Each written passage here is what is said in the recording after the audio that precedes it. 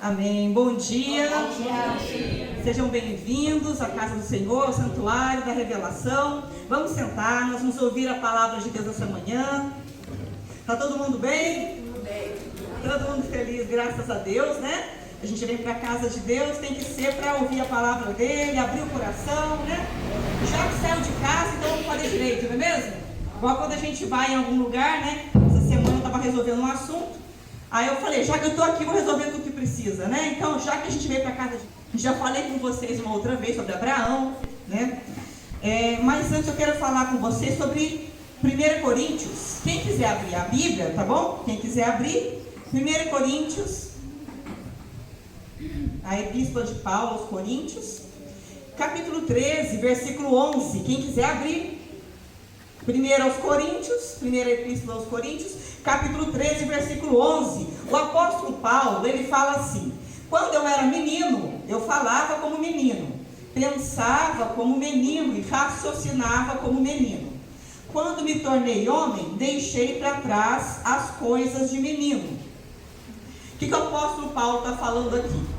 Ele está falando que quando a gente é criança, né, ele está falando, falando no sentido espiritual. Mas se a gente for ver bem aqui, em qualquer sentido, quando a gente é criança, a gente pensa como criança, né, faz coisa de criança. Aí quando uma criança faz uma coisa assim que é bem sem sentido, você olha e fala o quê? O que toda mãe fala? Ah, criança, né? Todo mundo fala assim, ah, criança. Aí vem uma criança e aí você vai agradar a criança, né? Eu tenho um pequenininho ali que às vezes faz isso. A pessoa vai agradar, aí ele fala, né? Mostra ali e sai correndo, né? Já corrigi, mas ele não parou ainda. Aí, né, a pessoa olha pra mim e fala, ah, é criança, não liga não, né? A pessoa não liga. Mas se for uma pessoa adulta que faz isso, né? Aí, ou a pessoa, ou quem recebeu o ato, né? Quem recebeu essa afronta, vai falar que o adulto ou é doido, né? Ou está perturbado, é doido, ou é muito mal educado, né?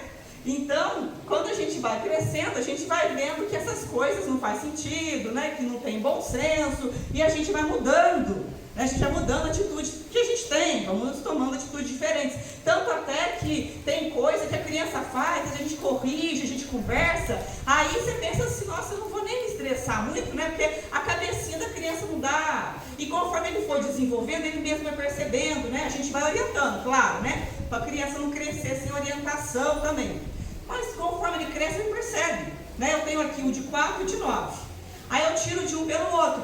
Tem coisa que esse de 4 aqui eu ensino e ele faz de novo, né? Igual esse negócio de, né? Sai correndo. Antes ele falava assim, ele falava, como é que ele falava? Isso mesmo, ele falava assim, a pessoa vinha agradável, ele falava assim, não pode, boba. Aí eu ficava sem graça, né? Aí a pessoa falava, não liga não, era criança. E eu corrigia e ele repetia, eu corrigia e ele repetia. Mas aí eu comecei a olhar para o mais velho, ele fazia coisas iguais e também demorou a se corrigir, mas conforme ficou mais velho, foi se corrigindo, porque ficava com vergonha, porque via que as pessoas mais da idade dele não faziam isso, né? Então ele ia mudando. E aí o apóstolo Paulo aqui está falando para nós, é no sentido espiritual. No sentido espiritual, a pessoa que acabou de se converter é uma pessoa que ainda não tem muito entendimento da palavra. Então aquela pessoa está o tempo todo insegura. Aquela pessoa está o tempo todo duvidando, mas será que Deus vai fazer mesmo? Mas será que Deus ajuda mesmo? A pessoa está novinha na fé. A pessoa está o quê? Menino na fé. Criança na fé, né? E aí aquela pessoa que está criança na fé, no início, ela vem com uma fé muito grande, assim, de repente ela crê muito, por um lado, né? Até chega a beirar o fanatismo, e por outro lado não crê nada. Então a pessoa vai nos extremos, igual uma criança. Quando fica muito nervosa, a criança, né, fica nervosa demais com uma besteira.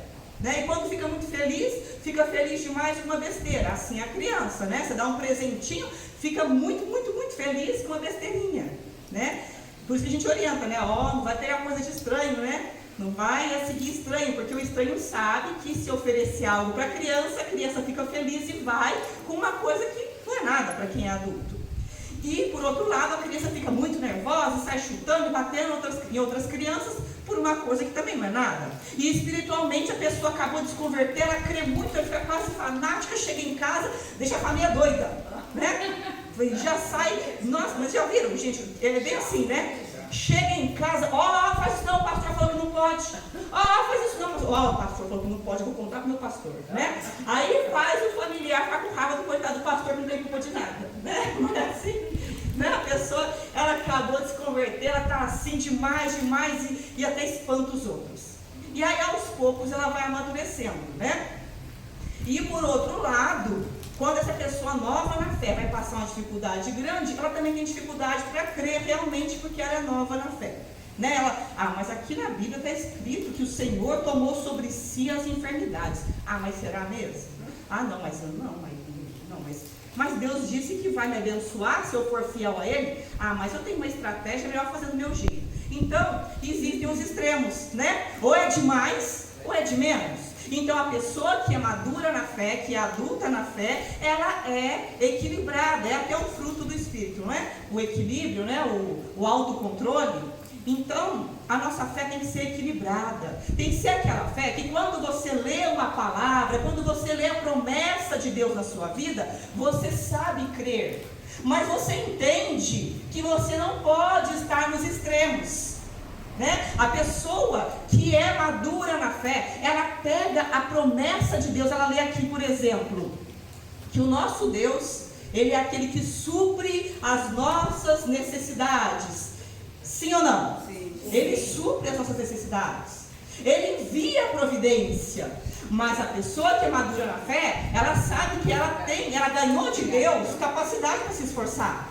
Essa pessoa madura na fé, ela sabe que veio de Deus a inteligência, a força, a capacidade para ir atrás, para se esforçar, e Deus vai agir naquilo ali, naquele esforço dela, e vai enviar a providência. A pessoa que não é madura na fé fala assim: Deus me deu essa palavra aqui, olha só, saiu o Salmo 23, Ele vai prover para mim, agora eu vou gastar, né? Aí a pessoa pensa assim: eu tenho que pagar o aluguel na segunda, mas a segunda está longe, então hoje eu vou no shopping, aí eu vou gastar, eu vou comprar uma pizza, eu vou comprar isso, comprar aquilo, porque Deus vai prover, Deus deu a palavra e vai prover, eu não vou fazer nada, Deus vai prover. Essa fé, ela é o quê? É uma fé madura? Não, porque aí chega a segunda, chega, por exemplo, a fatura do cartão, né? A pessoa fala assim: eu vou gastar, porque eu não sei se eu estou vivo até segunda. Já ouviram gente falar assim? Eu não sei se eu estou vivo mesmo, mas nossa, eu vou viver minha vida. Eu tenho dinheiro para quê? Para gastar? Eu gastei, eu ganhei aqui meu salário, eu vou gastar. Eu não sei se eu estou vivo segunda-feira. Aí chega a segunda. O que acontece segunda-feira? O que acontece segunda-feira? Você está vivinho da Silva. Você está vivinho e a fatura do cartão e o aluguel estão vivinhos também. Eles estão vivos também, junto com você. Né? Então, essa fé é a fé sem entendimento. Né? A pessoa tem que entender o que? Deus fala assim: mas meu Deus do céu. Não, Deus fala, né? Meu Deus, né? Deus fala, né? Meu Deus. Então Deus fala assim: olha, meu filho, minha filha, eu dei saúde para você, dei entendimento, dei capacidade de raciocínio. Não é para você exercer uma fé sem sabedoria, é para você crer que eu envio a providência e você se esforça. Sim ou não? Sim. Porque senão a gente não precisava sair de casa e fazer mais nada, né? Era só ficar lá com a mão estendida e ia cair em dinheiro, né? Era só isso. E aí a vida ia ficar sem graça, porque tudo demais, até a bênção demais, a pessoa acostuma e vira rotina e a pessoa começa a murmurar. Já viram isso? A pessoa está ali orando: meu Deus, eu preciso de emprego. Senhor, eu preciso de emprego. Encontra com você: irmão, ora para mim, eu preciso tanto de emprego. Quando eu tiver esse emprego, olha, Deus, eu sou a pessoa mais fiel. O Senhor conhece o meu coração. Meu Deus, qualquer emprego está bom, Senhor. E a pessoa está ali orando, né? Não sabe nem orar, ainda fala que qualquer coisa está bom, né? E aí veio um emprego para ela e ela está ali feliz, dando graças. De repente começa a reclamar do patrão, começa a reclamar do colega, começa a reclamar que o dinheiro não é o que ela queria mais, né? A pessoa, ao invés de abençoar, ela começa a se amaldiçoar, porque ela queria tanto, e a bênção na mão daquela pessoa virou rotina, e ela começou a reclamar, né? Então isso é uma fé imatura, é a fé da pessoa que cria problema. Tem tantas pessoas que recebem aquela bênção. A pessoa que tem a fé madura, a pessoa agradece a Deus e ela tem maturidade para reconhecer: meu Deus, olha, eu recebi essa bênção. Essa é uma das terras prometidas que o Senhor tem para mim. Tem dificuldade na terra prometida? Tem. Eu tenho que lutar e batalhar, estando dentro da terra prometida? Tenho. Para conquistar mais. E é isso que Deus falava para o povo de Israel. O povo de Israel recebeu a promessa de conquistar as terras que manavam leite e mel. Mas o povo teve que passar pelo deserto. E quando chegou na terra, o que tinha lá na terra? Muita prosperidade, né? Cachos de uvas grandiosos, rios abundantes, terra fértil. Era uma terra que manava leite e mel. Mas o que mais que tinha lá dentro? Inimigos que eles tinham que vencer para conquistar a terra prometida. E quando eles conquistaram aquela terra prometida, o que Deus falou? Não para por aí não, continua batalhando, porque tem mais terra prometida para vocês conquistarem. Amém? É assim a nossa vida, do cristão que é maduro na fé, do cristão que é maduro diante de Deus. Você conquistou o seu emprego, continua batalhando, orando, permanecendo fiel, porque coisas melhores virão. Nós temos que fazer o contrário do que muita gente faz. Começar a murmurar porque caiu na rotina. Não, caiu na rotina, continua glorificando e exaltando e chamando à existência coisas melhores, sim ou não? Sim. Deus fala para o povo dele: levantai-vos, levanta, continuem, porque aonde você pisar a planta do vosso pé, eis que vos tenho dado, mas vocês vão ter que lutar, tem que continuar. O povo conquistou uma parte das promessas, e aí acomodou, não queriam mais continuar. Mas Deus falou para eles: continuem. Já falei com vocês aqui sobre Abraão, né? Vocês se lembram, né? Várias vezes a gente fala sobre Abraão, o pai da fé. Mas Abraão foi considerado o pai da fé, não foi porque ele não errou, mas porque ele permaneceu, confiando, crendo, continuando. Abraão recebeu a promessa de ser pai de multidões, né? Ele era estéril, a mulher dele também, e já velho, muito velho, foi que ele foi alcançar o primeiro filho, o único filho, e desse filho, né, saiu a descendência toda. Mas Abraão, antes de chegar nessa bênção finalmente, ele teve que batalhar, ele teve que permanecer na fé, ele teve que enfrentar desafios dentro dele mesmo. Porque vocês podem perceber, gente, que um desafio grandioso, o maior desafio está dentro de nós mesmos. O seu maior inimigo muitas vezes está ali na sua mente. E muitas vezes a pessoa fala: mas é o diabo. Mas tem vezes que o diabo joga e você próprio acolhe aquela semente que ele jogou e começa a alimentar aquela semente. E aquela semente vai frutificando na sua mente. Eu conheço pessoas que eu oriento até hoje, e a pessoa estava aqui em São Paulo sem nada, mas sem 10 reais que fosse. Aos poucos a pessoa foi crescendo e conquistando. E essa pessoa um dia começou a reclamar e falar: mas eu saí hoje e não vendi nada. Mas está difícil, viu? Não, porque se continuar assim, olha, difícil demais, porque Deus abençoou o fulano, ele abençoou o fulano. Eu falei: peraí, pelo amor de Deus, olha para a sua trajetória, olha para tudo que você já conquistou até hoje, olha para tudo que você já passou e a caminhada que você tem para continuar indo em frente. E eu falei para essa pessoa: olha, observa, quando você começou a murmurar, começou a reclamar, as portas foram se fechando. Aquilo que ela achava que era pouco, ela viu que secou, porque na verdade não era pouco. Aquilo lá estava sendo uma bênção de Deus na vida daquela pessoa, e muito mais estava por vir. Bastava estar fiel, porque vinha mais. Eu estava de fora, mas eu estava vendo, vinha mais clientes e mais clientes, e ela tinha que batalhar para conquistar esses clientes, mas conquistava. E essa pessoa, ao invés de olhar para as conquistas, ela olhava o quê? Para a dificuldade. E esse é o erro de muitas pessoas. Não olha para o lado difícil. O lado difícil você continua ultrapassando e olha para cada bênção que está vindo a partir do momento que você dá um passo. Você deu um passo, você transpôs uma dificuldade, ali na frente você conseguiu uma vitória. Mas foi pequena, mas foi uma vitória. Dá outro passo, transpõe outra dificuldade, é outra vitória. E assim é a nossa caminhada. Quando você cresceu com Deus, não volta atrás. Não meça a sua vida pela sua mente, pelo aquilo que o diabo joga na sua cabeça. Não olha para o lado da dificuldade, mas olha pelo lado do que você pode conquistar e que vai conquistar. Deus já viu o seu futuro? Como eu sempre falo, Deus já viu o seu futuro, sim ou não? Sim. Então confia nele, que já viu o seu futuro. E não confia em você mesmo, na sua própria mente, que você não sabe o que tem lá na frente, sabe, sim ou não? Deus sabe, né? Mas ele alerta a gente aqui na palavra. Aí ele nos alerta para que a gente saiba também, para que a gente tome decisões corretas também, né? Para que a gente não arme armadilhas para nós mesmos. Aí você fala assim, nossa, meu Deus, mas eu estou endividado no cartão de crédito. Ai, meu Deus do céu, mas que dívida é essa? Não está me deixando dormir. Mas aí você tem que olhar para trás e ver uma coisa. Essa luta que você está passando, quem foi que colocou ela no seu caminho? Foi você mesmo? Ou foi Deus? É a gente mesmo, né? Por falta de sabedoria, por impulso, por aquilo que eu acabei de falar, de você falar, eu vou comprar mesmo, eu só tenho uma vida, eu vou viver mesmo. Então a pessoa, ela age por impulso e acha que Deus vai, como é que se diz? Deus vai legitimar esse impulso e falar, vai mesmo, vai, gasta a vontade. Deus não vai fazer isso porque Ele quer te ensinar a crescer na fé.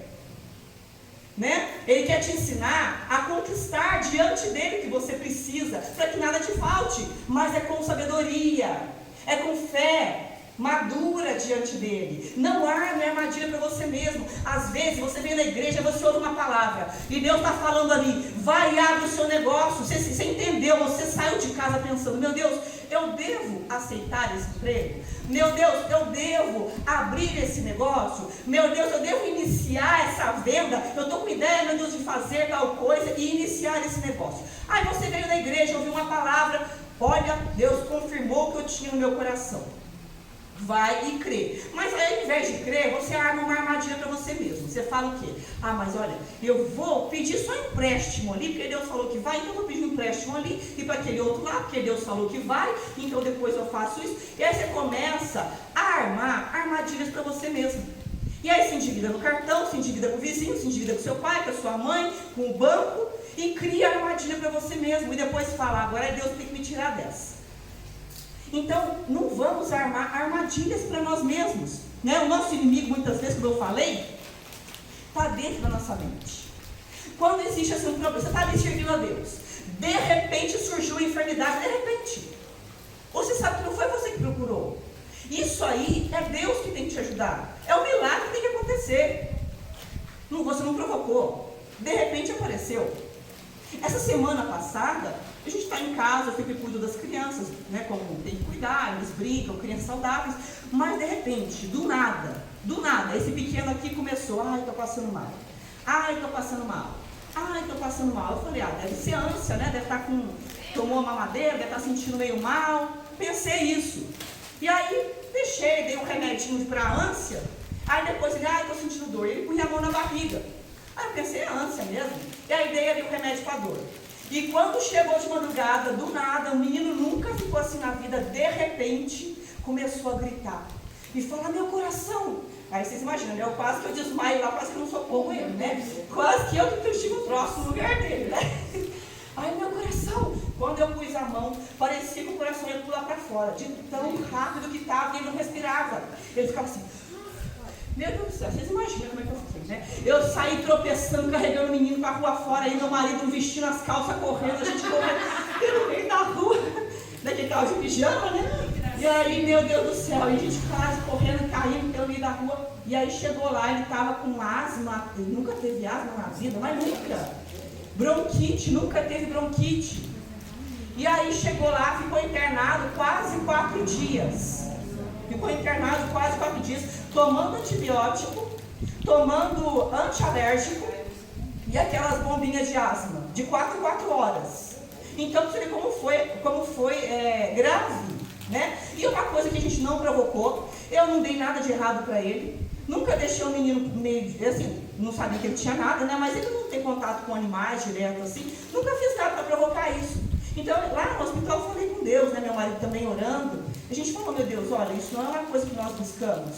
Não foi um problema que nós criamos por desobediência. Então é só o Senhor que pode curar. E toda hora os médicos vinham e falavam, olha, a saturação do sangue dele está melhorando. E a gente ficava, glória a Deus. De repente caía lá embaixo de novo e ele não conseguia ficar sem oxigênio. Era uma provação para provar a nossa fé. Aí a gente ficava ali orando, eu falava, meu Deus, é o Senhor que está à frente, nós não provocamos isso, o Senhor veio do nada. É só o Senhor. O que nós podemos fazer? E aí vinha a enfermeira ali, 4 em 4 horas, bombinha, 4 em 4 horas antibiótico, e ele passando mal por causa do antibiótico. E aí a enfermeira falava, olha, que bom, melhorou, vamos tirar o oxigênio. Caía a saturação lá embaixo, ele ficava, e não respirava. E a gente ficava, meu Deus do céu, Senhor, o que é isso? O que não passa? E aí o diabo vinha na mente e falava que ele não ia mais sair de lá, que ia ter que ficar internado, que ia ter que usar oxigênio. E aí por fim eu falei, meu Deus, meu marido também orando, claro, a família orando, e aí eu orei e falei, meu Deus, olha, a gente não tem mais o que fazer, agora é só na mão do Senhor, é só o Senhor que pode, a gente não tem mais nada o que fazer, porque o que estava ao nosso alcance a gente fez. E aí por fim, de repente, melhorou. De repente a saturação dele subiu, porque o normal, da nossa respiração, a saturação, o oxigênio no sangue, era no mínimo 95, 96. E o dele estava lá com 77, 80, muito baixo, Ele podia dar uma falência de órgãos e morrer. Então ele ficava o tempo todo no oxigênio, o tempo todo. E aí, de repente, subiu, voltou ao normal. Então era uma prova de fé mesmo, e era uma coisa que nós não provocamos. E que ali a gente tinha que realmente falar, meu Deus, é o Senhor que tem que me tirar dessa. É o Senhor que tem que tirar a gente, não tem o que fazer. Amém? Amém. Então, a gente tem que caminhar na fé, crendo que o impossível é Ele que faz. Vocês se lembram quando Lázaro morreu e eles colocaram Lázaro dentro do túmulo e as irmãs dele choravam e falavam, meu Deus, já faz 4 dias que ele morreu, e Jesus falou assim, olha, tira a pedra que ele vai ressuscitar. Vocês lembram dessa história? Sim. As irmãs dele falando, mas Jesus, tem 4 dias que Lázaro morreu, se a gente tirar a pedra vai cheirar muito forte. E a outra irmã, as 2 irmãs, aliás, falaram para ele, Jesus, olha, se o Senhor estivesse aqui, Lázaro não tinha morrido. Tentaram, dar, assim... Botar a culpa em Jesus. Botar a culpa em Jesus, deixar ele com o coração pesado, E aí Jesus, ele permitiu que isso acontecesse, para que as pessoas vissem o poder de Deus através do Lázaro. A morte é algo que as irmãs poderiam fazer algo a respeito? Não, elas não poderiam fazer nada a respeito. Mas a pedra que estava tampando o túmulo, Jesus, que é tão poderoso, podia fazer assim, levanta a pedra e vai para o lado? Podia, Fazia a pedra voar e ia para o lado, ou então virava pó. Jesus podia fazer. Mas aquilo que é necessário nós fazermos, é nós que temos que fazer. Ele falou assim, a pedra vocês tiram, a morte eu tiro. Então é assim que funciona. Aquilo que está nas nossas mãos para a gente fazer, a gente faz. Aquilo que é o impossível, que é só Ele que pode fazer, Ele faz. Amém? Amém? Então aquilo que está nas suas mãos fazer, você faça. Com fé. E não crie problemas para você mesmo. Não comece a buscar problema para você mesmo. Mas se eu fizer assim? Mas se Jesus não ajudar? Igual Abraão aqui mesmo. Abraão, Deus prometeu, olha Abraão, você é velho, mas eu estou prometendo que você vai ter um filho na sua velhice. Abraão, foi dar um jeitinho na promessa e falou assim, vou pegar a serva da Sara e vou estar junto com ela e ela vai engravidar, e aí eu vou ter descendência, vou dar uma ajudinha, para a promessa de Deus. Abraão criou um problema grande para ele, porque depois era a briga entre o Ismael e o filho dele, era a briga entre a esposa Sara e a Agar, que era a concubina que ele pegou. Então, gente, não vamos tentar dar uma ajudinha, é confiar e confiar, amém? Amém. A promessa de Deus é maior do que a nossa dúvida, sim ou não? Sim. Se a promessa de Deus não fosse maior, Abraão não seria o pai da fé, porque um erro desse é grave, Ele pegou uma outra mulher que não era a mulher dele. Então Deus perdoou. E a promessa foi maior. Então a promessa da nossa vida é maior que os nossos problemas, é maior que os erros que nós já cometemos. Sim ou não? Sim. A gente pede perdão, Ele perdoa. A gente continua na fé, Ele abençoa. O que está na nossa mão, a gente faz. Sim ou não? Sim. E o que está na mão dele, quem faz? Só Ele. Só Ele. Amém? Então a gente faz e a gente confia sem restrições. Amém? Amém? Levanta sua mão e diga, Senhor Jesus, eu peço perdão pelas vezes que eu errei. Esqueça, Senhor, dos meus pecados. Limpa, Senhor, os meus caminhos. Ajuda, Senhor, o meu coração, a minha mente, a andar pela fé. Em nome de Jesus. Graças a Deus. Aplauda o Senhor Jesus. Amém. Graças a Deus. Vamos ficar de pé? Nós vamos orar e você fala com Deus, mas fala com sinceridade, com as suas palavras. Amém? Porque Ele sabe o que você veio buscar aqui hoje. E eu espero que Ele tenha te dado a resposta. Fica firme. Amém? Graças a Deus. Feche os seus olhos e fala com Ele com a sua sinceridade. Senhor nosso Deus, em nome de Jesus, nós oramos neste momento, meu Pai, porque nós sabemos que nós somos falhos, Senhor. Meu Pai, quantas vezes nós falhamos por não confiar totalmente na Tua palavra. Quantas vezes nós falhamos, Senhor. Mas o Senhor é tão misericordioso, meu Pai. O Senhor é tão perfeito que o Senhor perdoa cada um de nós. O Senhor permite que nós, meu Pai, continuemos a nossa caminhada de fé. O Senhor permite, meu Deus, que nós tomemos posse da terra prometida, meu Pai. O Senhor, meu Pai, tem promessa nas nossas vidas. E essa promessa, meu Pai, é muito maior do que os nossos erros. Essa promessa que o Senhor tem na nossa vida é muito maior do que qualquer erro. E é por isso que nós estamos aqui. Porque o Senhor, meu Pai, é o Deus que faz milagres no nosso caminho. E se aquilo que o Senhor tirou da nossa vida doeu no coração, que nós possamos ter fé para alcançar algo maior e muito melhor. Porque é o que o Senhor tem para nós, meu Pai. O melhor, Senhor. Em nome de Jesus.